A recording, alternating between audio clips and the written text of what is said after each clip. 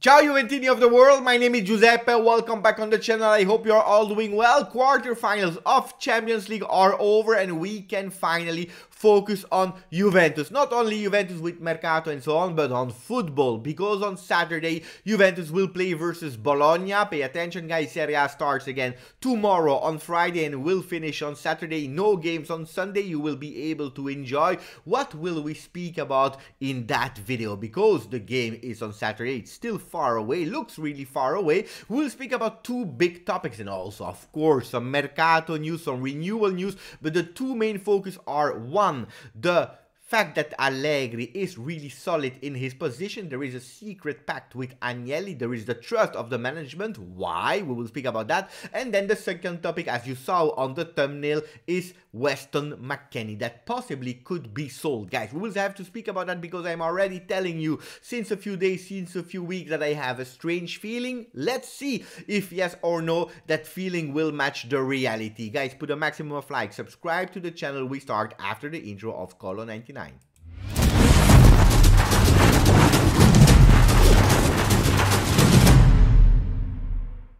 We are back and today we will have no edit, guys. We will go really fast. Yesterday during the live we spoke a lot about the new fourth shirt that was leaked with footy headline, and yesterday we saw actually a German DJ. It's called Loco Dice that spoiled a real-time image, a real image of the shirt. A lot of people were starting to be convinced about, hey, actually it's not that bad. If you want to see it, the image of the shirt, or you go on the live of yesterday, or you will find it on social media. The rumors are saying that we will play with that shirt on Saturday versus Bologna. I can't wait. I will have to convince my wife, of course, that I will have to buy another shirt. I'm sure I will convince her. I will have to be really kind, and then we will focus on watching that shirt, on analyzing that shirt, and so on and so on. So that's the first news of the day. And then guys, the other news are the fact, and that's a sad news, is the fact that Arthur in training had a traumatic injury. It's not a muscular injury, it's again bad luck, but Arthur that should have been played because Locatelli is out for 4 weeks. We know that McKennie is not there. Zakaria just comes back from an injury and probably he had to anticipate the moments and starting to play. Another bad news. After Locatelli, after McKennie, now it is again Arthur in training. Disaster. Allarme in mezzo. A big alarm. It's a danger in the midfield. A lot of people were speaking about Miretti. Hey, now it's time to see Miretti. I'm not sure if Miretti will play because yesterday it was reported that Miretti was not training with the first team. If you are thinking logically like my friend George Herman Chenudia was saying, guys, it makes totally sense that he was not with the first team. Why? Because Arthur was not supposed to be injured, so that's sure that he was not called up. That's one reason. The other reason, I don't know, it's maybe because he's focusing on under 23 or maybe already focusing on the under 19 that will play versus Benfica on the 22nd. That will be a really important semi-final of Youth Champions League. I don't know. Let's see what will happen with Miretti. Let's see what will happen with our midfield. But then we have to focus on the offensive things. And if you are asking, Beppe, where are the images, guys? Today we are just speaking, you and me, without a lot of editing because I have to rush through the news. Riecco Morata e Tridente. Morata, after the suspension, is back and he will play versus Bologna. Not only him, but we will see that offensive trio made from him, Morata, together with Paulo Dybala and Dusan Vlahovic that scored that winning goal versus Cagliari with a lot of grinta. And that's what we will need, so pay attention. Spagnolo torna titular. The Spanish guy will be back as a starter. Dusan Vlahovic is looking to beat Cristiano Ronaldo. How? Because he wants to win the Classifica Capocannoniere. He wants to become the most profitable scorer this season with the goals that he scored at Fiorentina, with the ones that he's scoring in Serie A, also now with Juventus, already 5 in Serie A with Juventus, trying to beat Ciro Immobile and becoming the top scorer. Guys, you know what I think about top scorer of Serie A. I actually wish that we never win that competition. Why? Because the one that is winning the best top scorer of Serie A most of the time is not winning the Scudetto. So this year, if really you are telling me, Beppe, we are not winning the Scudetto, okay, go Dusan, go Dusan, score a lot of goals. That will also bring us a lot of victories and we will secure the top 4. But in a normal year, guys, I tell you that competition of best scorer, I don't care. If the other ones want to have it, give them.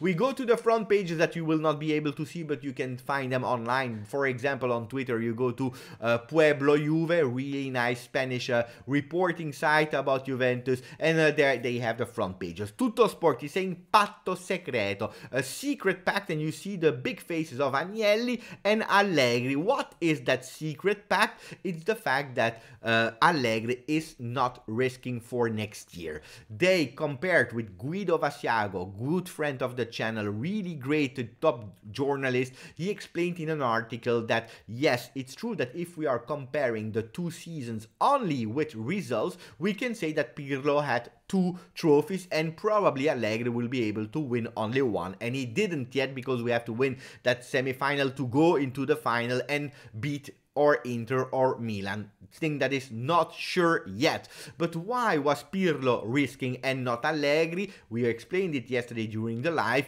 but just in a few words, it's because there is a difference. With Allegri, where you see a constant growth, and we are really far away from where we have to be. A lot of mistakes has been done in the beginning of the season, also by Allegri, but we are rectifying and we are progressing and we are growing.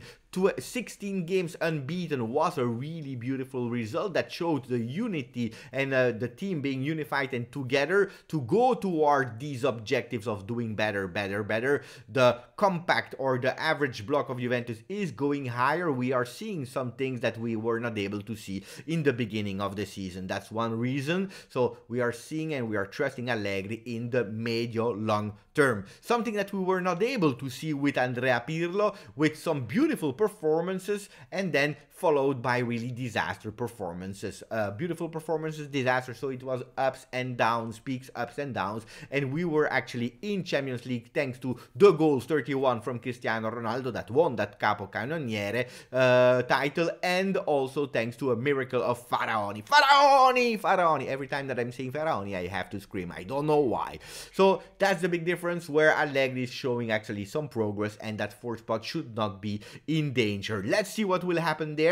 Guys, Gazzetta dello Sport, are they speaking about Juventus? Not that much. They are speaking about an interview of Totti, speaking about Ibrahimovic, really strange. They are speaking about Champions League, and then they are speaking a bit about Inter that will be obliged to play that game versus Bologna from the 6th of January that was cancelled. Do you remember? Again, a peak in COVID. They were not sure, blah blah blah blah blah blah. They went into court. They asked to not play that game, to win 3-0. It has been cancelled. Corriere dello Sport is also going with Arbitri da Scudetto, the referees of the Scudetto, because all the decision that was taken ultimately pro-Inter and Napoli, for example, they are making sure that the supporters are speaking a lot and asking to be fair. This is what Corriere dello Sport is saying, and then in red they are saying the appeal of Inter to not play that game and win 3-0 has been rejected. Luckily, because you know that when Inter is playing these kind of games in court, sometimes they win. Not only a game, but sometimes even they are winning some Scudetto, and I'm happy that it doesn't happen. We continue, guys, with yesterday I made a video about the new rules about the loanies. I also made a video yesterday explaining a bit in detail what were the Plusvalenza, the profit, and how Juventus could be with sentences. Agnelli, Paratici, that is now at Tottenham. We'll speak about McKennie and Tottenham. Stay on the channel. Maximum of like. Arrivabene, Nedved, and so on, receiving suspensions for actually a 60 million over profit that they made. Yeah, they used sites like Transfermarket. There in Tutto Sport today, they were actually interviewing 3 really great sportive directors, asking them, is it correct? Is there a possibility to have a real clear algorithm to calculate the value of some players? And they are all with the same conclusion. It is impossible. You need experience. You need to understand a player. You need to speak with the player to also know the human factor, the mental factor. An algorithm okay, it can help, of course, but it never can tell you the real value of a player. They are speaking about the values about Fagioli, about Traoré, about Rodrigo from Real Madrid, for example. If we are speaking about Fagioli, there were 3 sporting directors. They were not even agreeing with each other. One was saying 5 million, the other between 5 and 10. The other one was already speaking about maybe between 10 and 20. So different values for the players. We continue, guys, because we have some topics to speak about. Juve and Napoli, giorno di audizione. Today they will be the defense speaking for Juventus and Napoli in court to explain that actually they are not agreeing with the way that has been calculated the values of the player. Going on Transfermarket, they will go and they will try to explain that, and on Friday they will be the first real sentence where the team then will be able to go into appeal. Guys, speaking about that, we go into Mercato news with Mohamed El Shahali, El Tactico, the good friend of the channel, that was saying that Pogba has always been the dream of Juventus, but his salary is unsustainable, even with the growth bill, you know, that law with the taxes and so on in Italy. Jorginho proposed himself and would be gladly to join, but dealing with Chelsea today is very difficult. And then the third name, Milinkovic-Savic, that we were all dreaming about, who has a reasonable salary. They would need to deal with Lotito, and that's not an easy one. So if you are looking, the 3 big names, Jorginho, Milinkovic-Savic, Pogba, all of them will have some difficulties. Some with salary, some with values, some because they are not convincing 100%, and because Chelsea is not able to buy or to sell. Guys, I'm asking myself, who will we go for? It's not that Juventus is not trying, it's just the fact that it starts to be really difficult. I repeat you, without buying top players or a new midfielder in the midfield, from the 1st of July we will have 10 midfielders for 3 spots or 2 spots, and that's a lot, because we will speak about Ramsey in a second, but Ramsey will come back. Ramsey is saying that he's feeling better already, that he's now starting to play with some continuity, and he can't wait to show his real value. Will it be at Juventus, or will Juventus be able to stop his contract so that he can go somewhere else? We don't know, but we already spoke about all the names. Miretti, Fagioli, Ranocchia. These are the young players that will integrate Juventus. Rovella from Genoa, McKennie, Ramsey, Rabiot, and all these midfielders. It's a lot of midfielders. Juventus will have to take some decision also to pay a part of Locatelli, a part of Chiesa, but also to reinforce themselves in other positions. And one of the names that I tell you since some days that I have a feeling that can be on the Mercato, unfortunately, because it's a guy that I really love and appreciate, is Weston McKennie. And today on OneFootball, what did I see? Spurs are eyeing another raid of Juventus following explicit request of Conte and Paratici that found and brought McKennie from Schalke 04 to Juventus. They have a really great relationship. They love the player. They know the potential. Even Conte wants, after Kulusevski, after Bentancur, Weston McKennie. Will that be an easy decision for Juventus? Absolutely not, because the guy is really nice. We love him. He's a player that the people love, that is also showing on the field really nice progresses. He's someone that is able to go as a box-to-box into the other opposition box and to score goals. He has a lot of qualities. It's true that also we bought Zakaria and we are with too much, and it's also true that it's one of the only players that is able to bring us a bit of money, a bit of cash. And if we want one day to see one of the youngers starting at Juventus, we'll have to do some sacrifices and some decision. I'm sure that my friends of Tottenham, if they see the video and if they are able to wait until now to hear about McKennie, they will probably contact me for me being a guest on their channel to speak about the qualities of Weston McKennie. We continue, guys, about the fast news, the rush news about Mattia Perin that is about to sign his contract with Juventus. He took a decision, not looking for a small team to be first goalkeeper, but remaining second goalkeeper with Juventus. And I'm super happy about that news, because Perin is a reliable second goalkeeper. I'm super happy about that. So Perin 2025, contract extension. De Sciglio, everything is ready. They need another meeting to finalize, but that should be okay.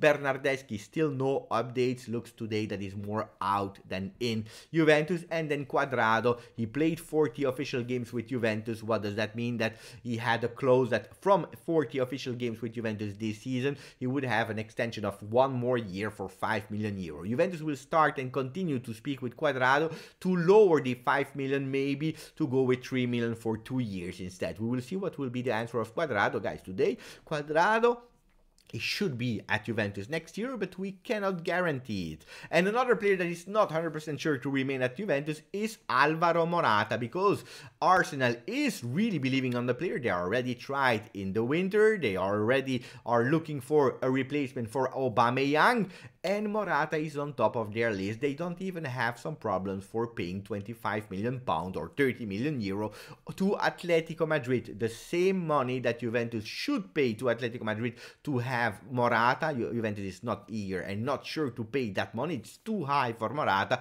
Arsenal, with the entries of the Premier League, they have absolutely no problem to pay that. Guys, this was the video of today. I really hope you enjoyed it. I hope that you are putting a maximum of like, even if there was no editing. Subscribing to the channel, grazie as always. As always, forza Juve.